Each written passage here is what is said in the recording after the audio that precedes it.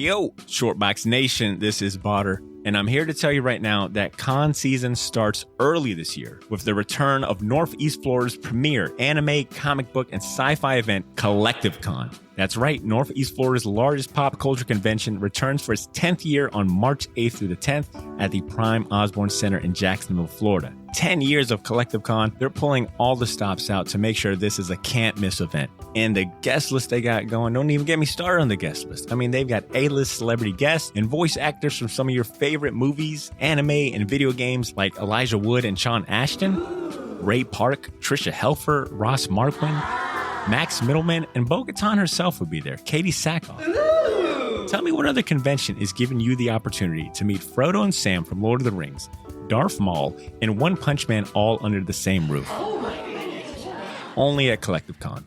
And if you're looking to get some of your favorite comics signed, or if you want to get an original sketch from some of the best comic artists in the world, well, you're in luck, because there'll be plenty of comic and creator guests there, like DC comic artist extraordinaire Clay Mann, Harvey Award-nominated illustrator John Taylor Christopher, Marvel and DC cover artist Chris Stevens, and acclaimed Star Wars author Timothy Zahn. They'll all be at Collective Con this year. And if you're looking to bring the family, or if you want to make a weekend out of it, you're in luck, because there'll be so much going on at Collective Con that weekend in the form of vendors, fan panels, video game tournaments, cosplay contests, after parties, and a bunch of fan events. You can purchase single and 3-day weekend passes now using the link in this episode's show notes, or by going to collectivecon.com to book your tickets and hotel. Buy your tickets now, and I'll see you at Collective Con, March 8th through the 10th. Now let's start the show. Yo, Shortbox Nation, what's up? It's your boy Warren, aka Bart of Darkness. I know you're probably expecting Botter, and I understand why, but I just thought, maybe it'd be fun to break into his apartment and do this intro myself.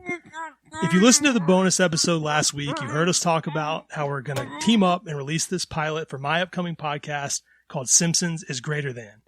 The episode you're about to hear is my interview with Yeardley Smith, the voice of Lisa Simpson, which I know, it's crazy. You hear us talk about everything from cake to animation cells, and I think you're going to enjoy it just as much as I did. Now, this was originally a video interview, so you're going to hear some stuff that might not translate as well to audio, but I really think that when you hear it, you're going to also want to watch it. So make sure you go to my Instagram and watch that video. If you enjoy this content, definitely keep your eyes peeled over the next couple of weeks, because you're going to see some really cool stuff announced from me and even from Shortbox. If you want to stay up to date, get on Instagram and go to @SimpsonsIsGreaterThan, and get on Twitter and go to @SimpsonsIsGreat. You guys are the best, and I want you to know that the weird noise you've been hearing this entire time is definitely just an AC that Botter needs to replace, and I do not have him tied up. That's ridiculous. Why would I have him tied up in his own apartment? Come on. So anyway, thanks for listening. I'll see you guys later. Boom! Hey, there we are. Hey! What's up, Yeardley? What if I do that? No, that's not as good. Okay. How's it going? Good. How about you? I'm great. How was your birthday? That's so the far, important so question. good. Yeah. Yeah. Well, thanks for doing this on your birthday. Oh, listen, I feel truly one of the things that floors me every year is that thousands of strangers take the time out of their day and feel compelled to wish me a happy birthday. Like that doesn't happen to everybody, and it is extraordinary every time. It's awesome. Well, I feel like it's my birthday because this is great. So, I mean, this is awesome. So, I told everyone in the last one, we'll do some questions. We'll show off some cells, some Lisa toys. I got a nice little pile. And then I got a couple fan questions. We'll try to take some in the comments if we can. That's kind of hard, but yeah. Yeah, that's some major multitasking. If you can read the comments and be the moderator. I think I'm pretty good. But we're gonna see. You know what I mean? That's awesome. We're gonna try. Okay. So why not? Let's just. Whoa, that is so bright. Let me turn that down. My iPad is blinding me. So, I think we're going to just jump right in, and I think we're going to start off with a deep one, because this is the kind of stuff that everyone wants to know about Yeardley. What is your all-time favorite food?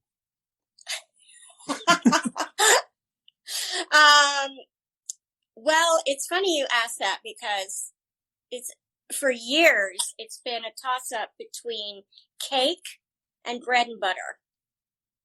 And when I was in my 20s, it was cake, hands down. But I have come to have a real appreciation for a beautiful toasted piece of bread with some butter. And I try to, if I was like on a desert island, I think even I might get sick of cake, and that's a tall order. But bread and butter, I don't think so. Not ever. Bread and butter. That is such an interesting answer. I mean, I love bread and butter. So, I mean, super simple. Pizza too, though. And so my quarantine baking, mastery was pizza crust. Wow. Homemade pizza crust. And I'm a good baker, but I don't make bread. I've never done that. And this pizza dough, you have to, it's pretty simple, but you have to knead it, then it rises, then you knead it again, then it rises some more. So, and now I'm pretty good. Wow. Pretty good, Warren. Wow. Pretty good. My wife and I made a lot of pizza in this quarantine as well, but we didn't make the dough from scratch. We were lazy. But pizza, really fun to make. You just don't really think of it until you're locked in your house for 3.5 months. Until you have so much time. Well, so my next question, another really important one, was, did you have cake today? And what kind was it if you did? I did have a vanilla cupcake, which my assistant dropped off at the back kitchen door. And here's the thing about vanilla cupcake. Mm-hmm. I feel like you can't fake vanilla. So if a bakery makes a good vanilla cake with a good vanilla buttercream, that bakery actually might know what they're doing. Yeah. Wow. It's the purest of the pure flavors. Like you can't, like chocolate, there are a lot of variations of chocolate. I love chocolate. Right. But vanilla is sort of, you have to be really good at what you're doing with the sugar arts. Right. Yeah. I prefer a vanilla, like a lighter. I like chocolate, but when it comes to cake, I like, vanilla cake or coconut cake. So I'm with you on that. Okay. So keeping it important here right at the start, I'm giving you some softballs. Cat person or dog person? I think I know the answer. Cat person. I have 2 cats. That's fantastic. Now, Zipper and I don't not like dogs, but I will say when I was a kid, and I used to my grandparents had a house in Massachusetts on Cape Ann, which is about an hour north of Boston, and it's opposed to Cape Cod, which is like an hour south. And I went there for many summers, and I'm 56 today, so I was born in 64. So when I was there, I was like 1974. Children ran around like lunatics, and so did dogs. Like nobody was on a leash. And so these dogs, I would be out in the little village. We were in this tiny little village, and they would jump all over me because I was tiny, and they were like, yay! And it scared the shit out of me. So I think like I said, I don't dislike dogs. I just sort of have this a little bit of a fear, a holdover fear. Right. Well, I famously, no one knows me. I love cats. I don't know. You got like 1 billion followers. No. So I have always liked cats more than dogs. Even when I was a kid, I grew up with a bunch of cats, and we had, dogs too, but cats all the way. I'm a big cat guy. And I always feel like people who say cats are aloof has never actually had a cat. No. I'm not kidding you that even before quarantine, my cats, whenever I was home, they follow me around. I'm like, don't you sleep? Why aren't you sleeping 18 hours a day? Like, I can't get anything done. Right. So and now that we're all working from home, and if we're lucky, Zipper, actually one of the cats, will show up and like, oh, are you doing something important on a video, sort of Zoom IG Live setup? Let me walk across the camera for you. Right in front of the camera. Absolutely. Always. Yeah, my wife deals with that all the time working from home. That's funny. So can you remember, we'll get into some more serious questions. Can you remember the moment that you realized just how big the Simpsons was going to be? Like, was there a moment where you're like, wow, this is really something?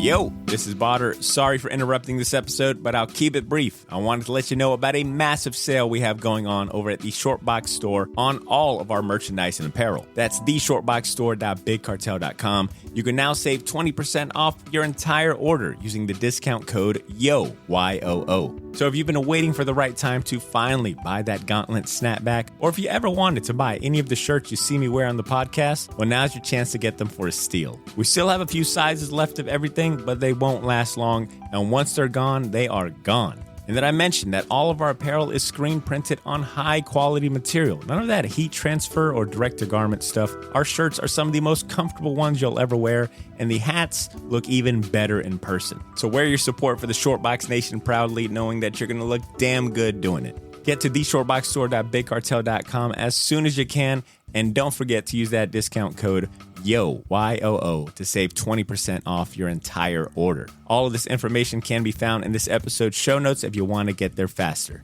Thanks for not pressing fast forward. Now back to the show.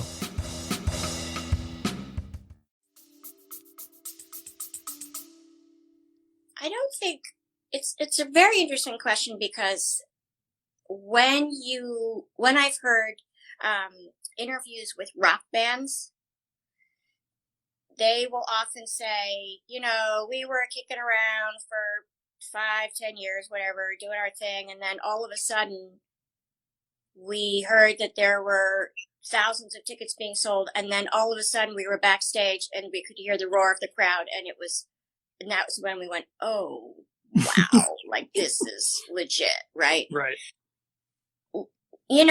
On our show, because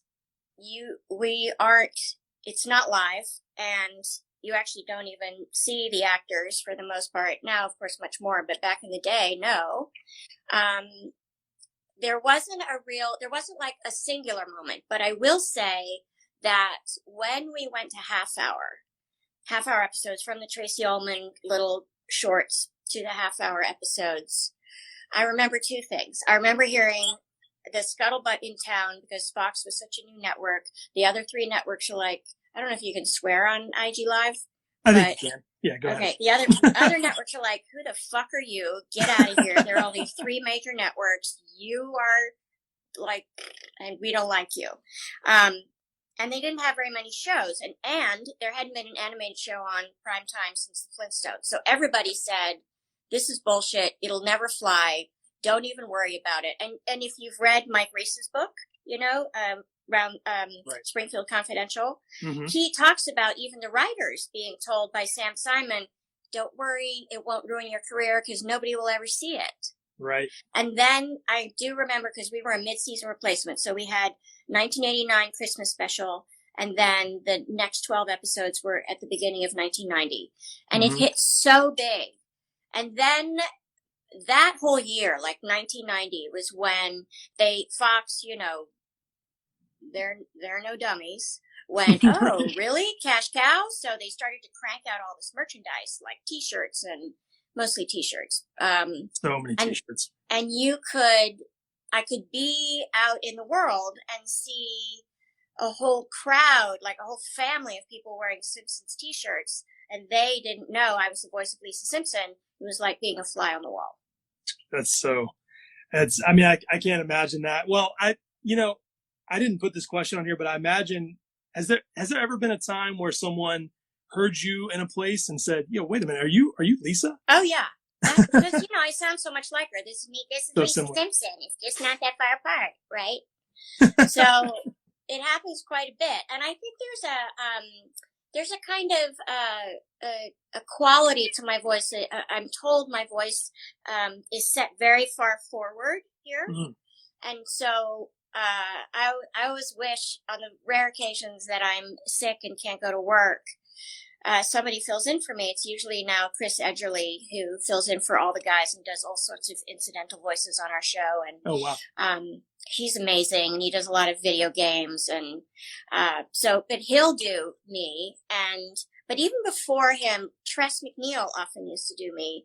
And Tress can do anything. And she even would say, I don't know, Yeardley, you're the hardest one to do because your voice is so nasally and oddly distinctive. I'm like, thank you, I think, Yeah, I mean, it is. I mean, I've heard Tress do Bart, and she's so close. So good, so close. It's almost indistinguishable.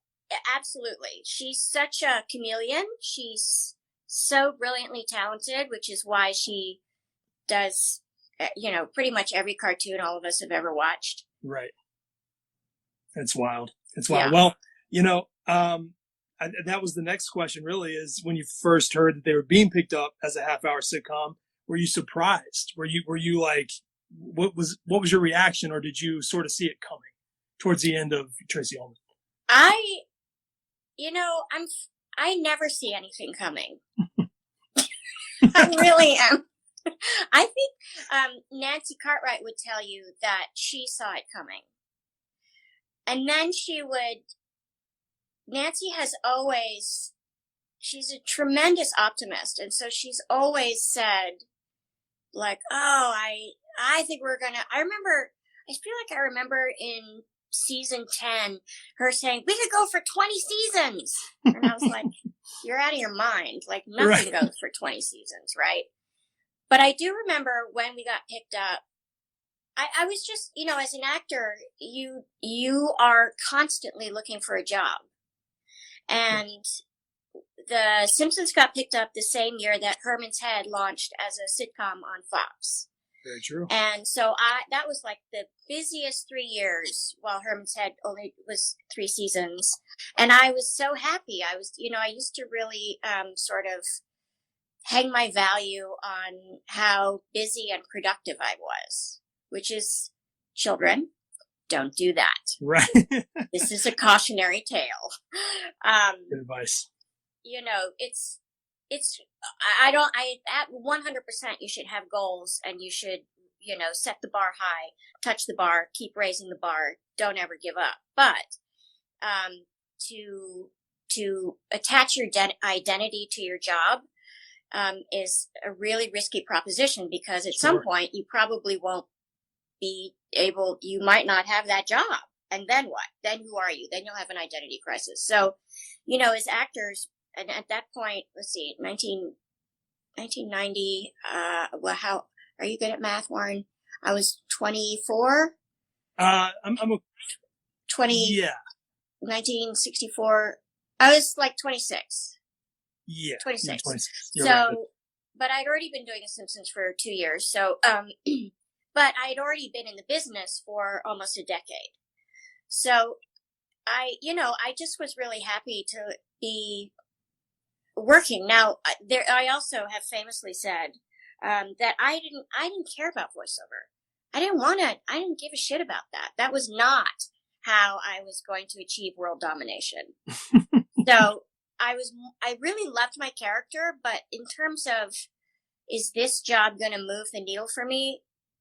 I in no way thought, oh, it really is. No, right. It took me 10 years probably to go, okay, all right.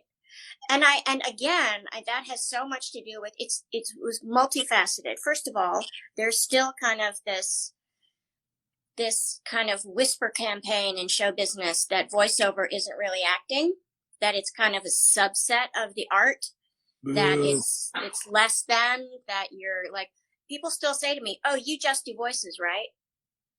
And you're like, really, just?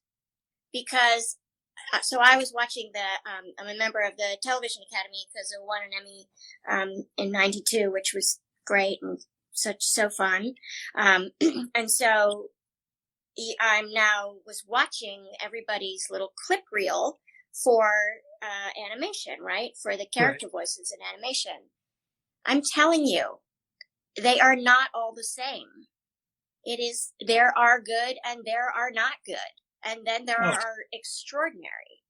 And so but I too bought into this idea that voiceover was kind of the, ugly stepchild of the acting profession. And so that kept me out of enjoying a lot of my success, which had nothing to do with, not loving my character. Like, that was quite separate. I really loved Lisa, but the job itself, I was like, God, And there were other things that were happening too. Like my on-camera career had started to really stall, and I was like, I'm sorry, what?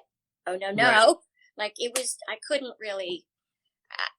couldn't reconcile a lot of things. And again, I think it's just because I had attached so much of my identity and my worth to my success, which skyrocketed at the beginning of my career and then leveled off like life, right? Like Right. life. Like But life. I was not prepared for that. So. Well, I mean, you know, I can imagine when you have, you know, a background and doing a lot of acting, and then you switch over to doing just, you know, to doing voices. I'm sure You it is a almost bit of a said it. transition. No. Well, it is very different, I'm sure, to make that jump, you know, to make that transition and to accept it as such a big thing, when it's just, you know. I think the acceptance, you know, if we in my profession place so much value on people knowing your face, right? Right. Knowing your name, so that, you know, it's such a double-edged sword. Oh, you're so famous that the paparazzi waits at the bottom of your driveway. Good for you. And then but at the same time, you have no life, right? That doesn't happen to me. But in terms of acting, I don't find it that different. Like, I do not feel as though I put any less of my heart and soul and mind and intention into Lisa Simpson than I would if I was on stage on Broadway or in front of the camera for a film or television, like a sitcom or something. Uh-oh. Little connection bug there. Okay, that's fucked up. It kicked me out. It just kicked me out. I was in the middle of it, like gobbing off, and it just went, "Thank you for joining Bard of Darkness." I'm like, You froze oh, up gosh. for a second there, and it just went away. I'm trying to think where you were. You said, "Oh, I was just saying that it's not that different for me to right. put my heart and soul and intentions and into Lisa Simpson than it is in any other form of acting. You know, I don't get as nervous. I used to get, I get actually much less nervous now. When we did the Hollywood Bowl, so the Simpsons were at the Hollywood Bowl for 3 nights about 6 years ago now, come August. And 18,000 people each night, sold out. I was crazy. On cloud 9. I was not nervous at all. Like, I was excited, but I wasn't afraid. Well, I totally, you know, I will say that when you listen to anyone sort of analyze The Simpsons, I don't know if you've ever listened to any of the podcasts, it's pretty common for them to say, like, you know, Yeardley just really, you know, gave it her all in this scene. This is just really this and that, you know. And I think that shines through. I mean, you look at, obviously, the episode that I think of immediately when I say that is Lisa Substitute, which I would say, you know, on par with any acting I've ever heard or seen or anything. So, you know, I'll just tell you that right now. One of my absolute favorite things to ever exist is that episode. And it was really cool when I met Mike Reese. He was telling me how Mr. Bergstrom was designed to look like him. And I never knew that for some reason. I didn't know that either. Which is so funny. And when you know it, it definitely is Mike. So here's one. How much influence would you say that you have had over Lisa over the years? And on the flip side, how much influence has she had on you, would you say? It's a good question. I can say, speaking for myself, that Lisa Simpson has had a tremendous effect on me. Like, I said this on Twitter actually last week. Somebody had asked me if I thought of Lisa sort of separately from myself, or and the long and the short of it was, yes, I do. And then once in a while, I sort of remind myself that I'm also 33 1/3% of the creation of that wonderful little being, right? Absolutely. But so I admire, so when I look at her, when I see her, when I see her on television, more than when I read her words on the page. I'm so struck by her resilience and her optimism and her kindness and her compassion. And even if she gets impatient, then she self-corrects. She's sort of all the best parts of a human being, I feel. As far as my having any influence on Lisa, I do, there must be some, because I feel so deeply connected to her. There isn't, in some ways, it's not like playing a character. In some ways, it's like getting a chance to sort of step inside a heart and a mind that feels very familiar. Right. But I've also heard that Lisa Simpson really is all of the writers. So they're working out all of their therapy hours through Lisa Simpson. I'm like, thanks. All their frustrations with everyday life. Because they were always, even growing up, they were the smartest kids in the room. They often say, like, oh, I didn't have that many friends. I was bullied. I didn't know where I fit in. And that's all of the things that Lisa Simpson is.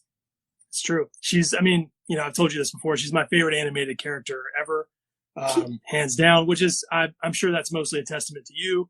So, it's true. So, there's just something about a character like Lisa that speaks to reality, in a very unrealistic show that I think speaks to a lot of people. And I think people sort of have grown up with that and sort of grown up with Lisa, sort of been on the same journey. So it's very special.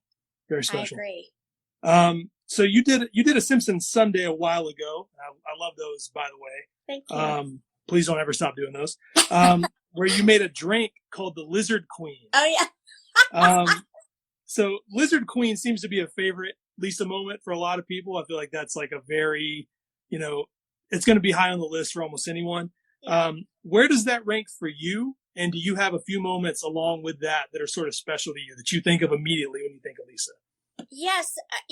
I do think that I think the success of that moment has so much to do with the fact that Lisa Simpson, even as an 8-year-old, even as a kid who doesn't have any friends, who feels like she's not really sure she fits into her own family, all of these sort of challenges, is incredibly put together.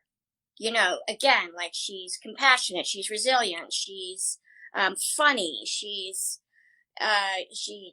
never seems to be at a loss for words, all those things. So when you take her out of her comfort zone, or, make her a mess, it's so satisfying, because then you feel like, oh my God, she's like me. Right. And so anytime they take Lisa Simpson out of her comfort zone and make her have to struggle with not being the best, I think are great moments, great episodes. Another one is Lisa on Ice. Oh, where she's so terrible in gym class, and then of course she's faces off with Bart on in the hockey rink, and she surprises herself that she's quite good at it. Right. There's the episode where it's a parody of, or a nod to the Red Shoes, where you put on the red shoes and you can't stop dancing. I can't remember what it's called. And her teacher is so mean to her, and she's terrible at it. And you see her sort of stumble around. It's great. Another one that I actually really, really love is, Lisa's date with Density, where she gets a crush on Nelson. Oh, so good. That or the episode where she befriends Sideshow Bob. Again, now you have two characters who've been taken out of their comfort zones and find a place to meet in the middle. And I think that structure for storytelling never gets old, especially if you've already attached to your characters. People are like, yes, oh my God. And they want to sort of see how you're going to get out of it, because even though she's animated and 8 years old, and she's been 8 years old for 100 years and will continue to be, there is, I think people, to your point, they feel as though she exists very much in a three-dimensional way, the way you and I do. And so to see her prevail in an uncomfortable situation is kind of life affirming. Right. No, that's awesome. It's also incredibly funny to see an 8-year-old just get completely drunk on the water of an amusement park ride. So funny. I agree with everyone you said. Those would all make my list. The only one I would add probably is Lisa versus Malibu Stacy. I'm a huge Bill Oakley fan as well, and I think that episode is just so fantastic. He's the best. Really, really great message in that episode. So good. So you've done a lot of singing as Lisa over the years, and I know performing and singing was in your background well before the show. And so, I have to ask, what was it like to work on something like Simpsons Sing the Blues? What is your memory like of recording those songs? Was that weird? I will say, first of all, I sing so much as Lisa Simpson, and I have about a 4-note range to sing as the character. Oh, yeah, I'm sure. So to that point, when we did Simpsons Sing the Blues, first of all, it was a dream setup. It was, I don't know anybody who at some point, even secretly, somehow doesn't want to be a rock star even for a day, right? Sure. Right. And I had never done anything like that. And one of the things that was so sort of like was where you could see how people who even can't sing very well would sort of start to believe their own press is when you put those headphones on and you have all the best equipment and they're, piping the music through the headphones and you can hear yourself and you sound like fucking good, dude. You're like, what? This is impossible. So, but at the same time, in order to hit the notes that are beyond my 4-note range as Lisa Simpson, they gave me a lot of rope. They gave me a lot of, latitude. I have good pitch as a singer, and I did train when I was much younger, but it's like anything. If you don't use it, you lose it. And so, here's an example. When we did that episode with Lady Gaga, who comes through town, and then we sing a duet, thank God I did not have to sing with Lady Gaga in front of Lady Gaga. Like, they recorded her stuff, and then I came in and did my part as Lisa Simpson. But I was like, you guys are so mean. This is, I can't, like, what? It is like asking, a 3rd grade soccer player to keep up with the, professionals in the whatever. Like, you just, in Manchester United, you just go, don't do that. It's so mean. So if I'm just singing by myself, you're like, yeah, that's pretty good for a character, animated character. If you're asking me to sing next to somebody who actually does that, I don't want to be part of that. You're too modest. You're too modest. I think the songs that Lisa sings on Sing the Blues, and obviously, the real reason most people bought that record were the Bart songs, because Bart was just, 100%. But all the songs that Lisa is on, I mean, you almost just sound like Yeardley on a couple of them. It's great. Well, that's the point. See, that's the point. Because to sing as Lisa Simpson, I have to sort of squeeze my throat off. And it's completely counterintuitive to singing. That'd be so hard. I can't believe it. I love that. That's so funny. Well, do you have a favorite song that you sing as Lisa? By any chance? That's a good question. I did recently sing, Maybe This Time, which is a song from Cabaret. And, it was in the Warring Priests episode. I think it was part 2 or maybe it was part 1. I forget. I quite like singing that. I do know though that people really love, they love the classical jazz song and the protest song. Is that the same one? No. It's different, right? It's different. Yeah. Yeah. So, as you can see, my favorites. I sort of, I also have this thing where I don't watch things more than once. So. Why is that, you think? Just so you don't obsess over the episode? sometimes, and I also think it's more an obsession with what's not yet done. And Right. so I'm like, I don't have time to stay here to it feels like stepping from side to side and just sort of being stationary, as opposed to trying to go like, okay, what's next? Okay, let's address that. Let's go toward that. Let's achieve that. Right. But the problem with that, here's another cautionary tale, children, Let's is hear it. you really run the risk of not being present for your own accomplishments. If you're constantly focused on what's not yet done, you will miss a lot of what's right in front of you. See, Yardley's dropping knowledge on you guys. Look at the knowledge she's bringing tonight. Can you guys hear my cat scratching at the door? My cat is dying to get in here. So if anyone's like, what is clawing? She will break everything in here. I can't trust her. This is a no cat zone. I have a lot of cats, so I have to be careful with them in this room. Well, I would say the one that I think of for whatever reason, and it's actually a later one, it's season 15, is when you guys did the Evita parody. Oh yeah. Where Lisa becomes student body president, and you do all the Evita songs. I get those songs stuck in my head every time. So it's so catchy, so good. I can't remember if we did. I think we did a parody version of that very famous song "Don't Cry for Me, Argentina." And here's the thing: when we do a parody version of a very famous song, they change, I don't know anything about music.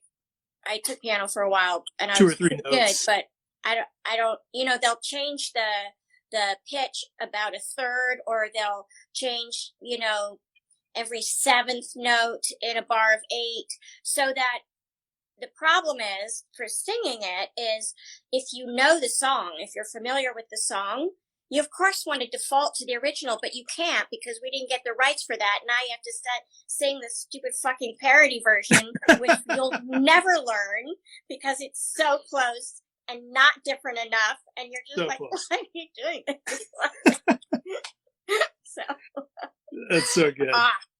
That's so good. I remember in that episode too, Nelson did the Iron Man thing where it's like the I always think of that too. Good. I love Nelson. I love him. He's so good. What is your favorite TV show other than The Simpsons, and why? Well, I really love the Great British Baking Show. So good. The British version of the Great British Baking Show, because here they call it the Great British Bake Off, I think, or something. Something similar. But I love the original, and I love. I think they have. They have Paul Hollywood, and then they had Mary Berry first, and then they had Prue. I love both. I love Mary Berry and I love Prue. I also watch a lot of true crime because I have a true crime podcast that I co-host called Small Town Dicks. Wonderful. If you're not listening to that, what are you guys doing? Listen to that. Yeah, what are you doing? I'll just say as a little mini plug, all of the cases on the podcast are told by the detective who investigated that case.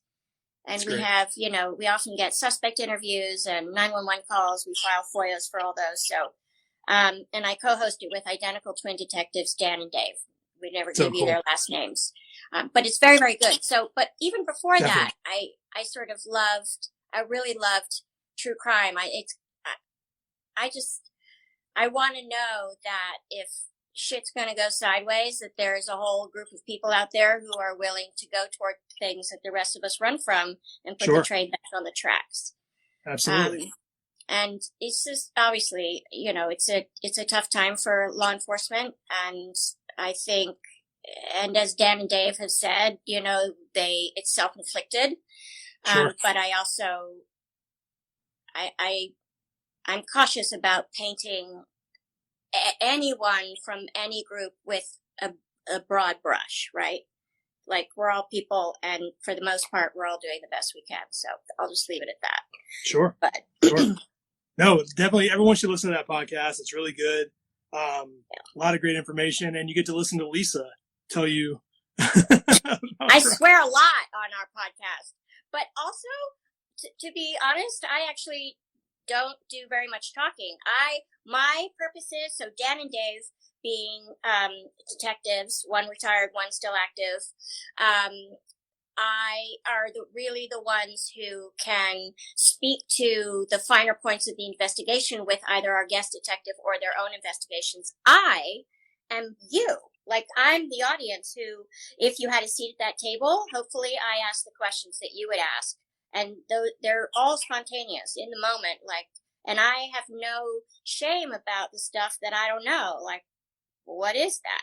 What's an Alford plea? Why do you do it that way? Why can't you do it this way? And so, but mostly by and large, I'm just there to be dazzled and entertained by these cases. And for the most part, ones that you probably haven't heard before. Oh, sure. So in the very crowded field of true crime, I'm very proud of what we do. So thank you for that. No, yeah, that's awesome. Yeah, I expect everyone to go check that out. Let's see. So I've heard you talk about Simpsons merchandise and how there's so much of it you've never seen. You guys didn't really have any sort of special hookup in that department. So in the early 90s especially, how often were you surprised by the amount of stuff being made? Like, did you ever just go look around and just go to a store and think, my God, how many shirts, how many things could they possibly make? Yes, but I would say I'm more surprised later when I see things like I see your room behind you and I'm like, oh my God, I had no idea. In the 90s, I remember, the Burger King little promotional things. Sure. But really, unless it was unless it was a massive promotion like that, and unless we were also participating in a promo for it, we wouldn't even know. Right. So in many ways, it's sort of over the years as I meet fans, when I was at Comic-Con last year and people show up with their stuff, I'm like, that's amazing. And also I love to see people who make their own artwork with ours, like it's just extraordinary. And so I'm constantly surprised.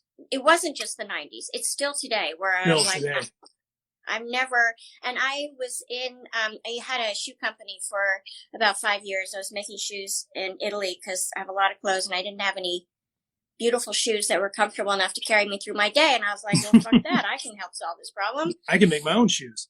Yes.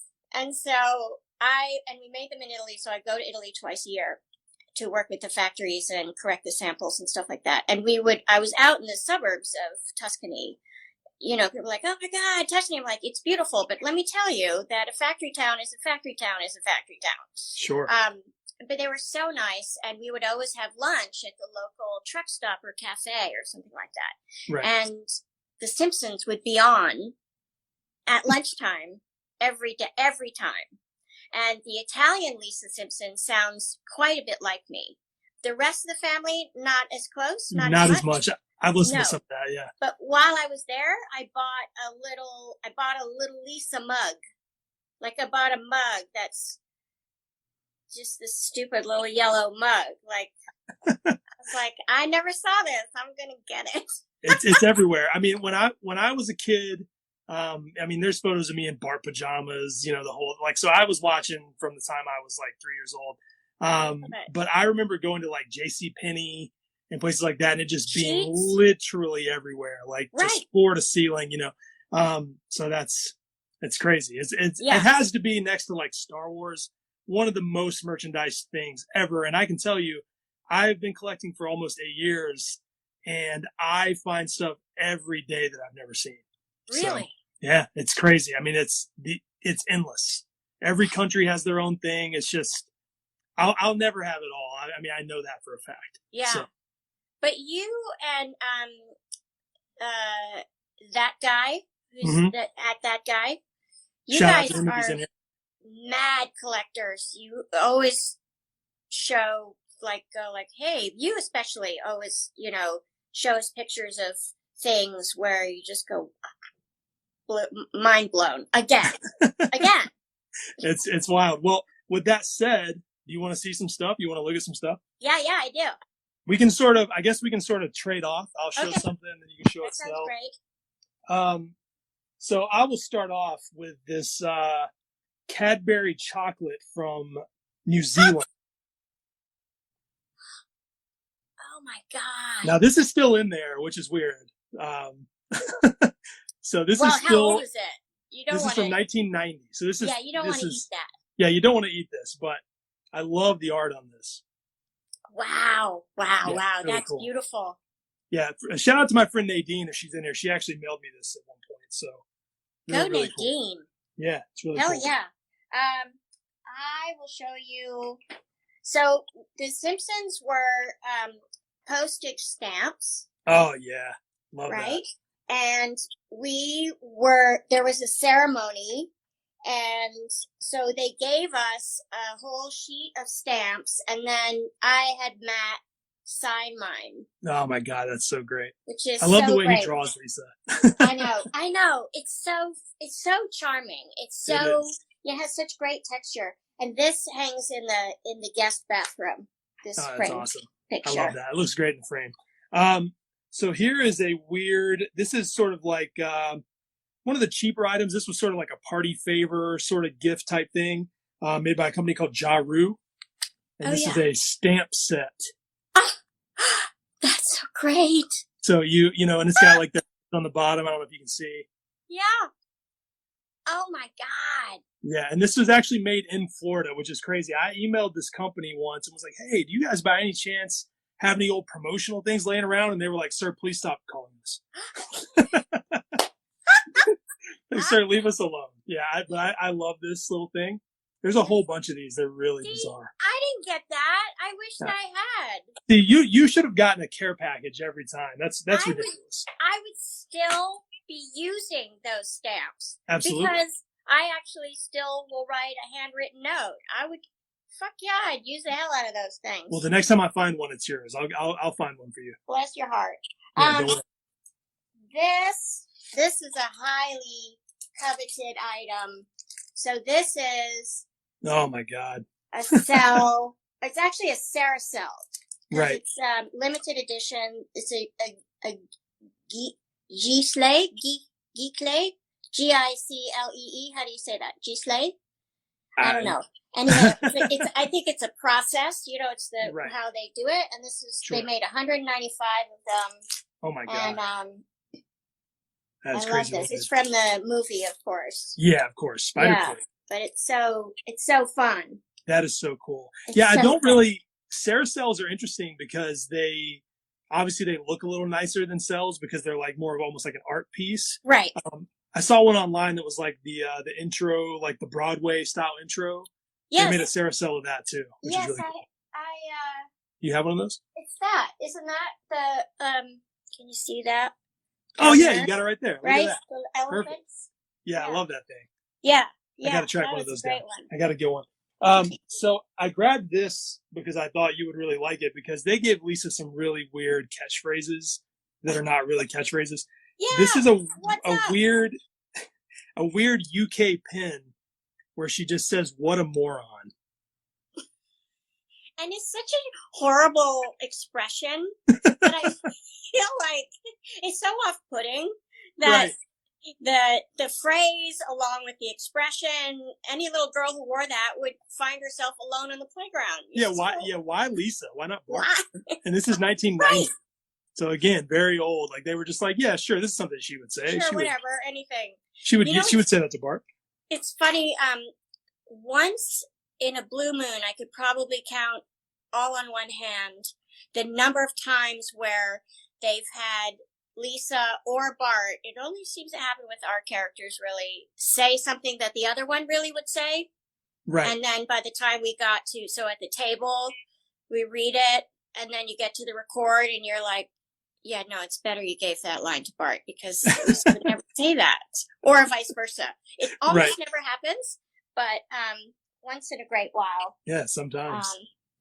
Here's a great cell that I found when I was looking for stuff for show and tell today. So this is from Lisa on Ice. Jeez.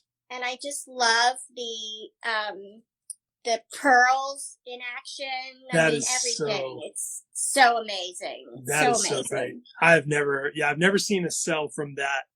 I've never seen one from that sequence. That's great. Yeah. Let's see. They also, I'll tell you this, they got a lot of mileage out of Lisa playing the sax on this early merchandise. Yes. Oh, It's so much of it. so ubiquitous. And I think I remember hearing that there were 3 different guys who played the saxophone for Lisa Simpson. Oh, that's cool. I never knew that. Yeah.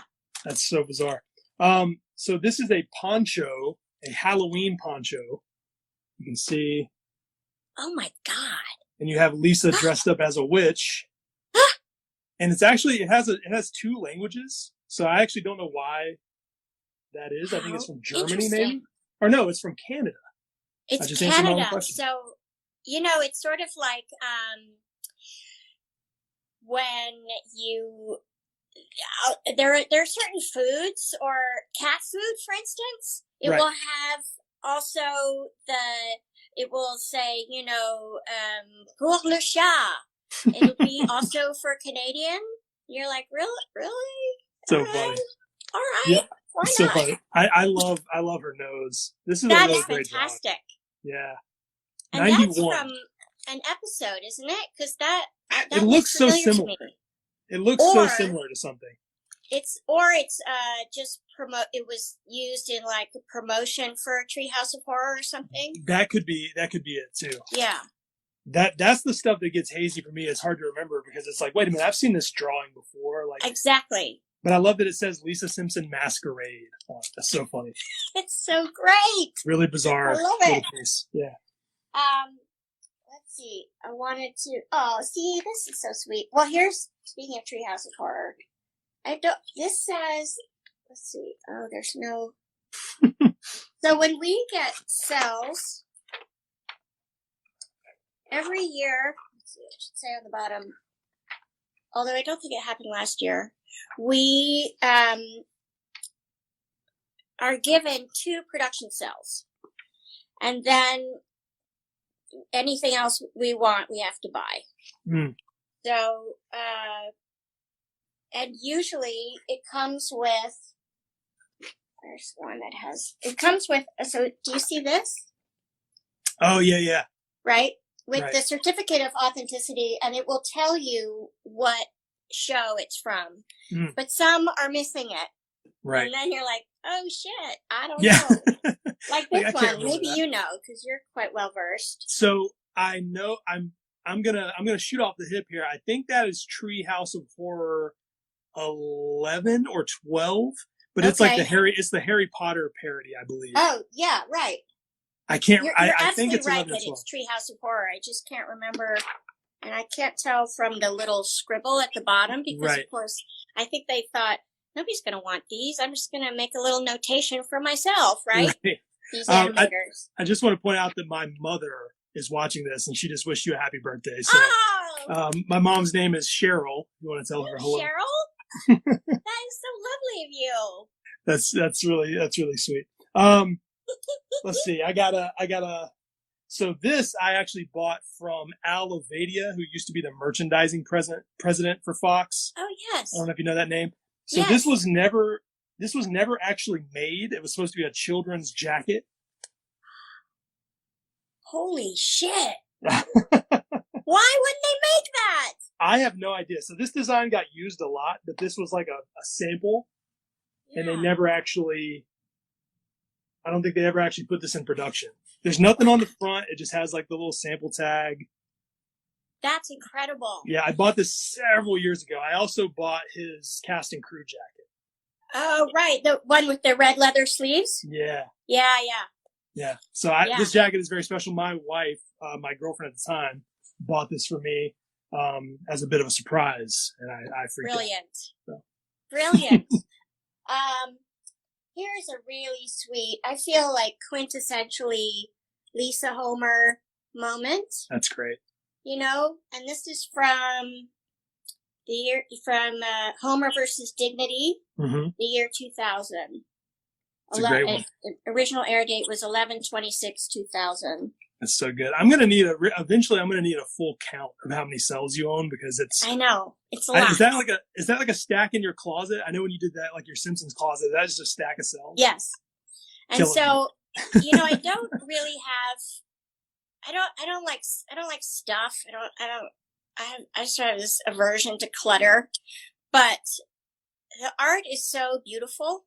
It's beautiful. So really the only thing I've collected are the cells. And as you know, I mean, they're getting quite a bit harder to find, but, and they're spendy. Like there were years where I spent, a few $1,000s getting more than the two that they would give us. And so, but I don't regret a minute of it. They really they're just lovely. They're just beautiful. And I'm telling you, it makes a great, when people walk into this room, this is the guest room, they're like, oh, I mean, it's just, there's so much joy here, the bright colors and the symmetry and everything. It's just lovely. It's really great. I love the red frames. If I ever got rid of everything and sort of shifted gears, I think that's one thing I would do is I would collect cells. I think that's a really fun thing to collect.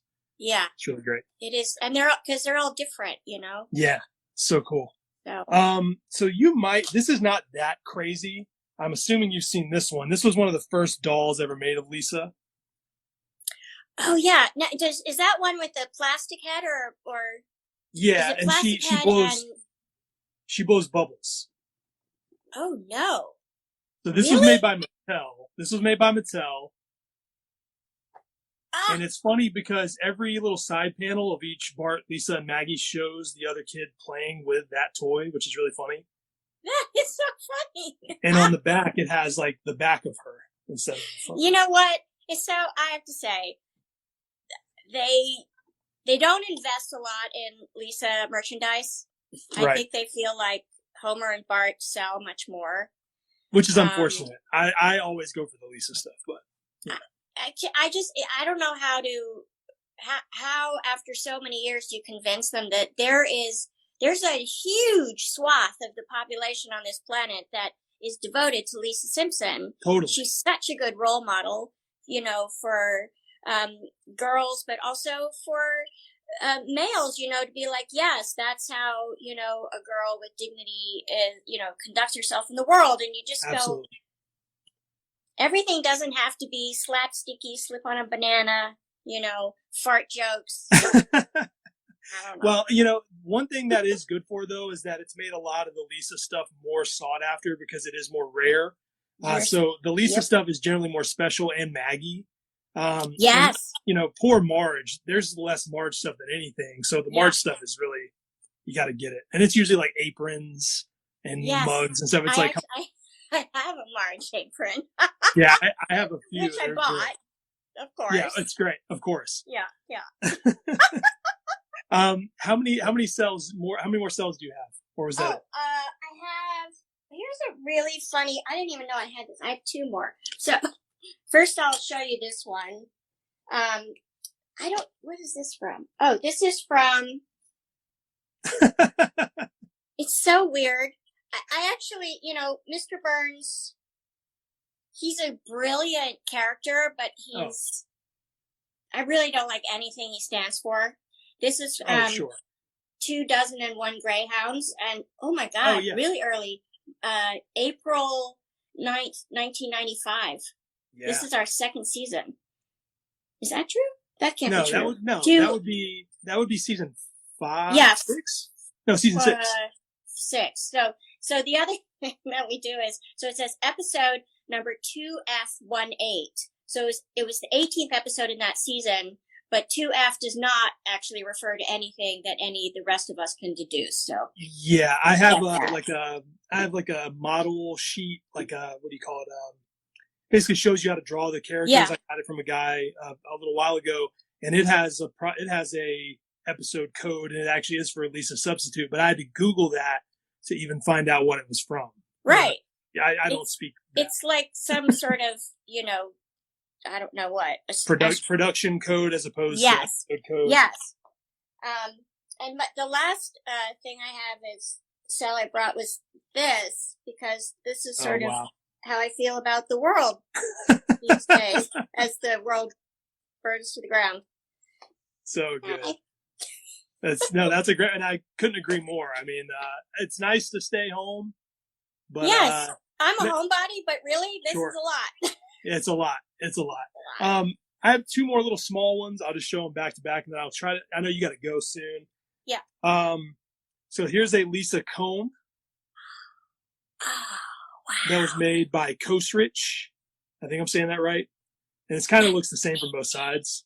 Wow. But this, I know there's a Bart one as well. I do not have the Bart one. How do I not have that? I'm just gonna start sending you eBay links, and I'm gonna help you fill out your Lisa collection. You sent me an eBay link of, I was like, I didn't know we made Franklin plates. And then you're like, Yeardley, you signed one. I'm like, I did? So I went on eBay and I bought it. I bought my own signature on I love plate. that you bought your own signature. You know what, though? Hey, I'm worth $200, so. Hey, honestly, I think they underpriced that. I see autograph stuff go for more than that. That seems really cheap for that. And then lastly, maybe, again, because they feel like, well, it's Lisa. See, that's great. What is that? This is a little dry erase board. Oh, how charming. Again with the saxophone. Little rose art. Yeah. Oh, my God. That's so beautiful. That's so great. How fun.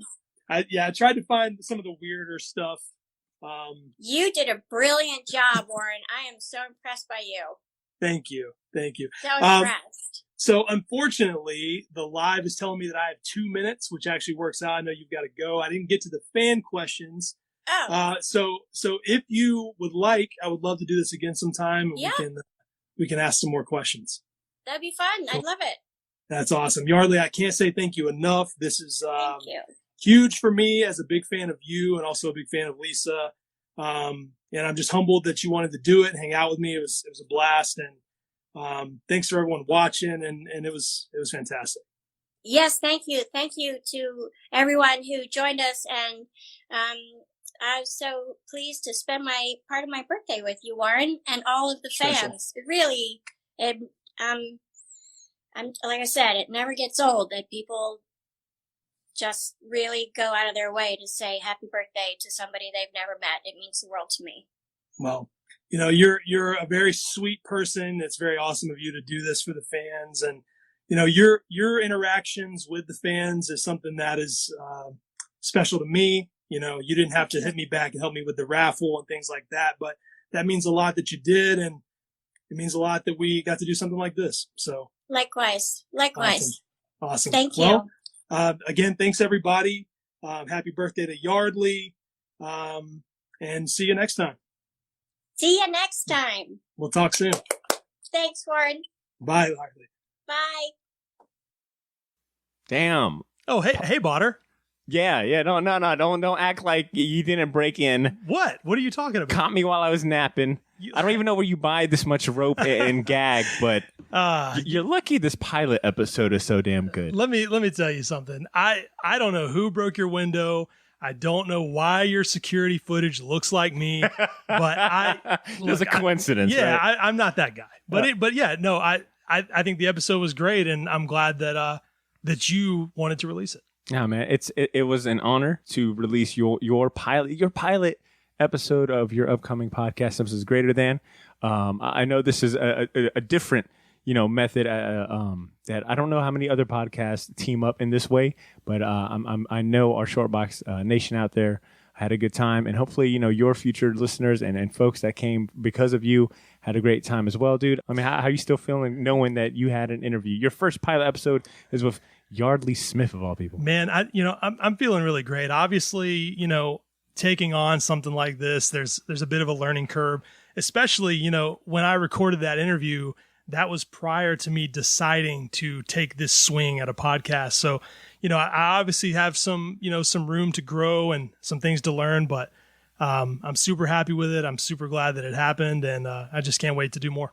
And I want to reiterate something you said at the intro while I was gagged and trying to fight. No, that's weird. Yeah, sure. What are you talking about? Anyways, you did mention that this was originally a video interview, which I think definitely you get the full kind of spectrum of the different things you guys were talking about. So I once again want to encourage folks to check out your IGTV interview with her on your page at Bard of Darkness, especially the show and tell. Yes. I mean, I think it translated pretty well audio-wise, but man, just to get the visual representation of some of the things that you guys are showing and talking about, man, you just cannot replicate that. Right. Well, the show and tell is something that I'm going to do in as many of these as I can.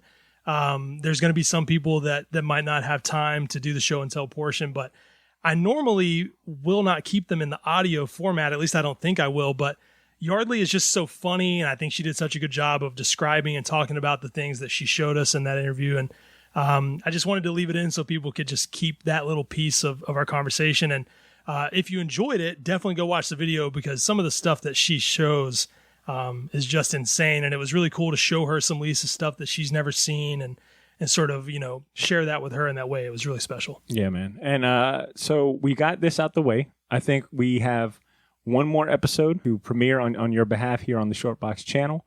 I won't even mention who we got lined up next. I think it should come as a surprise. We gave away the Yeardley in that bonus episode. Right. I want our listeners and your listeners to be surprised and welcome surprised at that when they see the next pilot episode of yours drop. I'm thinking, definitely sometime end of August, probably that last week of this month. So be on the lookout here on the Shortbox channel. No doubt. Be on the lookout for Warren's, Simpsons Greater Than podcast launching fully.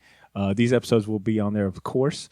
Warren, you want to put any shameless plugs, man? Share anything. If you're not familiar with me, I don't know what your fucking problem is, but you can follow me on Instagram at Bard of Darkness, and you can also follow my new podcast at Simpsons is Greater Than. I'm not quite sure what I'm going to do with the content on the Instagram for the podcast, but I'm going to try to keep it fresh and make it something that stands apart from just my normal collection. So follow me on Instagram at Bard of Darkness. Follow me on Twitter at Bard of Darkness with an underscore after it. And yeah, get to know me. Come say what's up. And I will go ahead and shamelessly plug that if you are not already subscribed to this podcast, the Shortbox podcast, Yes. and you're a fan of comic books and pop culture talk, then I highly recommend it. This show is for you. We try to make it easily and fun listening. We are available on most podcast apps, so we're definitely on your favorite podcast app. Just search for The Shortbox. We're also on social media, on Twitter and Instagram as The Shortbox Jacks. So yeah, that is the end of our show, Shortbox Nation. Hopefully you guys enjoyed this pilot episode. Thank you guys for hanging out and sharing your most valuable commodity with us, which is your time. Thank you. It is appreciated. With that being said, listeners, stay safe, stay healthy, take care of yourselves, take care of each other. We'll have a new episode for you next week. So in the meantime, continue to make mine and yours Shortbox and Simpsons, man. Thanks, everybody.